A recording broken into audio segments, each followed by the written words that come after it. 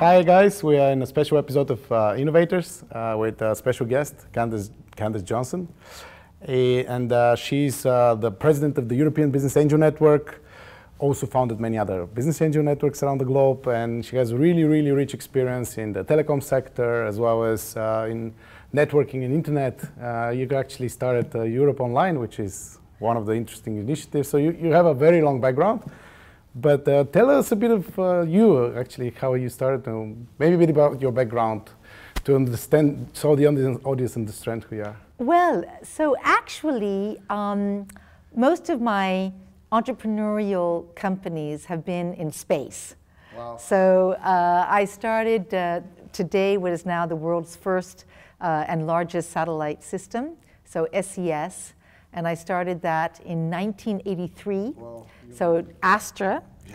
And, you know, I grew up in a company, I grew up in a family who did space. Wow. So my father did the first satellites for the United States, for President Kennedy and President Johnson. And when I was 5 years old, in 1957, which was when the first Sputnik came into being, I was inspired, and I got a little toy Sputnik to put on the Christmas tree. And in that toy Sputnik, there was Santa Claus. And so from the age of 5, I thought everything good came from space. Nice. And so when I was 30 years old, I married, well, 28, I married a man who was a Luxembourger, and he was actually the ambassador of Luxembourg to the United States. And his country was having a problem. This is 1981, 1982. And so I told the prime minister, I said, well, you could start a new industry with satellites. This is 1983. And so 6 months later, he called me and he said, okay, I want to hear more about your satellite. And so actually we conceived and we then implemented 5 years later, which when you think about it, wasn't that long, the world's first private transporter satellite, bringing at first television to all of Europe. So we conceived it in 1983. In 1988, we launched it, and on November 11th, 1989, the wall fell down. And we were the only ones who had conceived a satellite system that could cover all of Europe. And so also here in Bulgaria, you could receive the Astra satellite system, which was my satellite. So that was tremendously successful. And I then started my second satellite company, which is called Teleport Europe. And it was there, actually, that I learned of the internet protocol. Okay. Because which was pre-internet, like 93 or so. It was 1990. 1990. Okay. So why early? So yes, and it was being used though for business to business. Teleport was B2B, so it was used for corporate communications. But it did video, it did voice, it did fax. At the time they had faxes. It did, you know, it did data transmission, which was using all of this, which was using the internet protocol. And I said, this is so cool. I want to bring this to all of the citizens of Europe. And that led then to my third company, which was Europe Online, yes, in November 1993. November 1990. Still with modems and things. Well, exactly. So but we were the first to use the internet protocol. So other people were building their internet online service. They were not even called internet. They was called online services. And they were using X.25, switch packet data networks, etc. We were the first in November 1993 to actually have the internet protocol. And, you know, I had to buy it out of bankruptcy 3 times because everybody always wanted to control it. And you cannot control the internet, as we all know today. And, you know, then I also went back to satellite. So I did Iridium, the mobile satellite. So just imagine, you know, in the course of 10 years, I did satellite television, satellite telecommunications with Teleport Europe, satellite internet, because I also, of course, put the internet onto satellite to bring it down. So we were also then doing broadband, we were doing streaming, we were doing downloading, we were doing all of these things that everybody takes for granted today, but which could not be done on terrestrial networks because the bandwidth was so small. So, we were doing video on demand, we were really doing everything, satellite internet and then satellite mobile. So, I've had an amazing entrepreneurial opportunity brought about by satellites.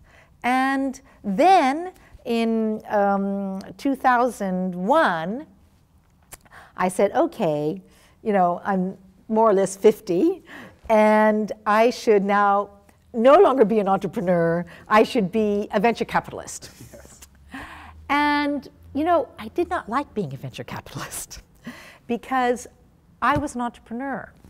And, and I had ideas, and I didn't like that, people were coming, pitching ideas, but venture capitalists are not supposed to really work with entrepreneurs, And I was also, it was investing other people's money, which I did not like. Yeah. And so 1 year later, in 2002, a friend of mine said, Candace, you should start a business angel network. And I said, what's a business angel network?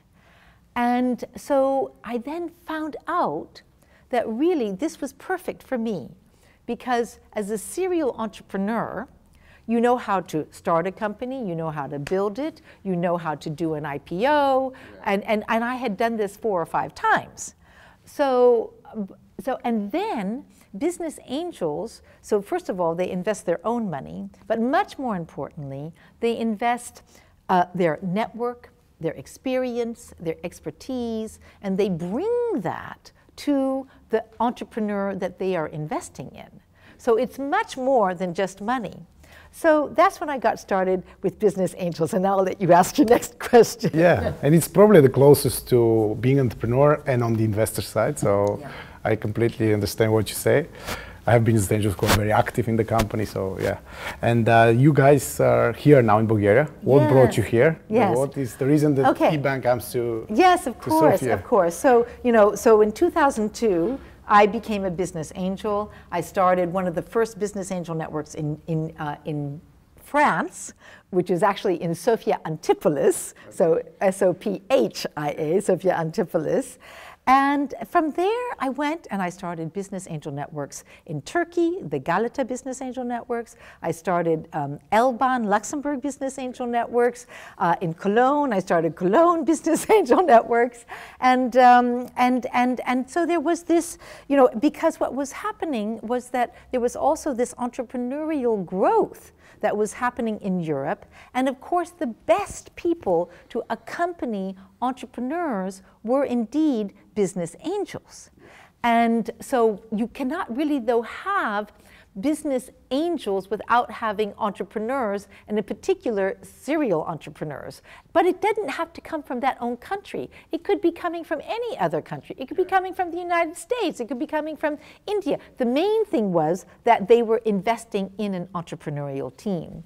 And then in 2012 or something, I was asked, so the European Business Angel Networks was actually started in 1999. So next year we will be celebrating our 20th anniversary. And it was started by the European Research and Development Agency, EURADA. And they had understood that business angels are absolutely key to entrepreneurial and innovative ecosystems. And that without this very close contact between the business angel, the serial entrepreneur, and the entrepreneur, that a transfer of knowledge, a transfer of experience, a transfer of expertise, a widening of the network cannot take place. So they were very smart. I'm a free marketeer, so I don't usually say that governments are very smart, but this time they were. So they started the EBAN. And so in 2012, I was asked to be on the board of the European Business Angel Network, and in 2014, I was asked to then preside it. So now, why are we here in Sofia, Bulgaria? Yeah. Well, first of all, our goal at EBAN is to create one large market of Europe. So, you know, the CEE countries are very, very important to us. And my mother was of Romanian descent, so I'm half Romanian. So I feel I really feel a particular attachment to the CEE countries. Then I also believe that everything that is new and that is good is happening in the CEE countries. And in Bulgaria, in Poland, in Romania, you have all of this also scientific knowledge that you were developing with the Russians. Yeah. And so that is, of course, is a tremendous, you know, way to get entrepreneurs to start then new companies. And then we have, every year we have a competition. Okay. Because everybody wants to hold the EBAN annual Congress in their country. Because what happens? It brings investors from around the world. So we have investors from the United States, we have investors from Mexico, we have investors from Canada, we have investors from Africa, we have investors from the Middle East, and they're all coming to our Congress. We also have venture capitalists who come because they want to work with business angels. We also have funds, government funds, so the European Investment Fund is here. So everybody wants to hold the EBAN Congress. So actually 2 years ago, the president of the Bulgarian Business Angels, Nikolai, he said, Candace, I want to have the EBAN Congress. And quite frankly, the board said, Candace, no. And I said, okay, but we're going to try next year. Well, next year happened to be this year. And this year, you had the presidency, you have the EU Digital Summit, you have the WebIT, and so it was the perfect time for us to come. You know, and so we're so thrilled and so excited to be here to meet the wonderful Bulgarian entrepreneurs. We will be having a spotlight on Bulgaria, on all of the entrepreneurs. We're also launching for the first time CEE Released, which is about stock exchanges and bringing stock exchanges and angel investors together with entrepreneurs from the CEE countries. And also, quite frankly, to see your very interesting city of Sofia. And to learn more about the Bulgarian culture and tradition. What sort of companies you saw today, and what do you think of the Bulgarian innovation environment? I think that the Bulgarian innovation environment is fantastic. But of course, that is not a surprise to us, because another one of our members, 11, so Daniel Tomov, you know, he has been, 11 has been, quite frankly, a leading light, not only for the, you know, the CEE, but for Europe. And so we have, you know, we have seen companies in space. Was mine. I was thrilled. You know, we saw a great company in space, companies in health, in AI, cloud, in clean energy, in impact. So we are, you know, we are not surprised though, because we knew that there was really a treasure trove of innovation and entrepreneurship, and also early stage investing. We also had the visit today by Ms. Georgieva, the president of the Fund of Funds, the Polish Fund of Funds. You know, I mean, I think Bulgaria is just a fantastic place for entrepreneurs and for angel investors. Great, amazing, and thanks for coming, and we hope to see you more and more. What is the final comment to say, what is the recommendation for the Bulgarian environment, how to become part of this connected Europe which you envision, and how to see more of these companies from Europe, not only from the US and China, so to make Europe like a little bit more? Well, so what I'm trying to do as president of EBAN is to actually create a nation of investors. my father, who was not only this amazing satellite person, but he then also became himself a venture capitalist and entrepreneur. He always said, if you do not invest in the next generation, you will have the lost generation. Mm-hmm. So then also the idea of creating scale. So if we have a nation of investors, then we are talking, of course, about the European nation of investors. And so it makes perfect sense that someone from France would invest in a Bulgarian startup, and that a Bulgarian investor would invest in a Finnish startup, all of which, by the way, is happening. Yeah. So, I always tell everybody to build on your strengths, and I think you have so many strengths, here.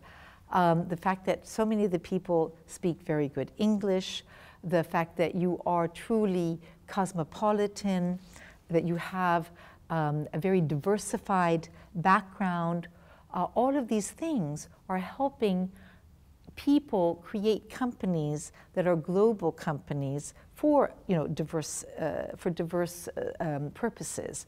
So be true to yourself. Be true to yourself. I always tell everybody, believe that you can do the impossible, because only the impossible things are worth doing in life. Absolutely. So I believe in Bulgaria that they will do impossible things. And at the end of the day, the mission is Connected Europe with more of these companies. So thank you very much for your time. Thank you. You are continuing your event, so this is not the last day you're here. No, continue absolutely. Bringing this network together. Yes. We hope that more of this mixture between investors and companies happen. Yes. And yes, enjoy Bulgaria as well. Thank you so much. First time, I guess. So yes, it is. Make sure you get the maximum. I shall. Thank you.